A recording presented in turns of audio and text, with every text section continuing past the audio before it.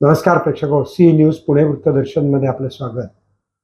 वयाच्या 82व्या वर्षी सुरेश कलमाडी यांनी अखेरचा श्वास घेतला. आज दुपारी त्यांची अंत्ययात्रा वैकुंठ स्मशानभूमीमध्ये पोहोचणार. सुरेश कलमाडी हे एनडीएचे विद्यार्थी.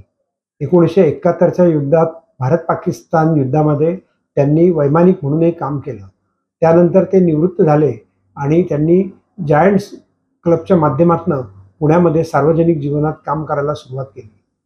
काही राजकीय लोकांना त्यांचं कार्यपद्धती आवडली आणि शरद पवार यांनी त्यांना काँग्रेस पक्षामध्ये बोलावून घेतलं. 1982 साली ते राज्यसभेवर पहिल्यांदा खासदार झाले. राज्यसभेचे 4 वेळा खासदार. पुण्यातून 3 वेळा त्यांनी निवडणूक लढवून जिंकली आणि ते लोकसभेमध्ये पोचले.